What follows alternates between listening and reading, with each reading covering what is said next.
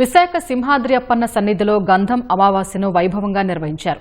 భక్తుల తాకిడితో సింహగిరి మాడవీధులు, కేశఖండనశాల, గంగాధార ప్రాంతాల్లో రద్దీ నెలకొంది.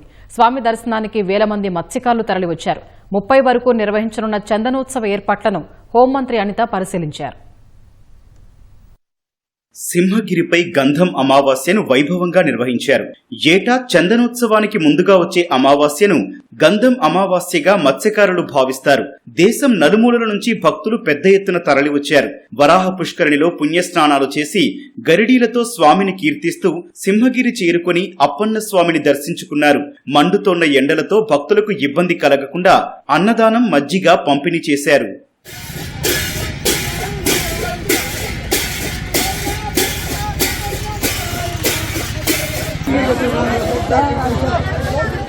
ఈ నెల 30న జరగనున్న చందనోత్సవానికి వచ్చే భక్తులకు ఎటువంటి ఇబ్బందులు కలగనివ్వమని హోంమంత్రి అనిత స్పష్టం చేశారు.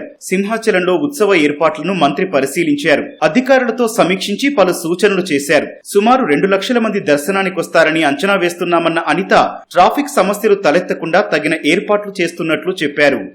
సింహాచలం ఏదైతే నిజరూప దర్శనానికి సంబంధించి ఈరోజు last group of ministers 4 ministers ఇక్కడికి వచ్చి కూర్చొని రివ్యూ చేసుకుని అన్ని ఏర్పాట్లకి ఆ రోజు సూచించడం అయింది. 1500 రూపీస్ విఐపీస్ కానీ, 1000 రూపీస్ కానీ, 300 రూపీస్ ఆ క్యూ లైన్స్ ఎలా ఉన్నాయి, ఆ క్యూ లైన్స్లో కూడా ఏర్పాట్లు ఎలా ఉన్నాయి, ఫ్యాన్లు ఉన్నాయా లేదా, మొత్తం సరఫరా వాటర్, పాలు, బిస్కెట్లు, చిన్నపిల్లలకి బిస్కెట్లు అన్నీ కూడా సరఫరా చేసేదానికి అన్ని ఏర్పాట్లు కూడా చేసుకోవడం అయింది. ఈవెన్ వాళ్ళకి ఆ లైన్లో నుంచునేటప్పుడు కూడా ఎండ కూడా తగలకుండా పైన షెల్టర్స్ కూడా వేయడం జరిగింది. లిమిటేషన్ తర్వాత 80% అంతరాయాల దర్శనం పెట్టే పరిస్థితి కూడా కనిపించలేదు. సామాన్య మానవులకి మంచి దర్శనం కలగాలి, అది మెయిన్ ఎజెండాగా మేము పెట్టుకున్నామండి.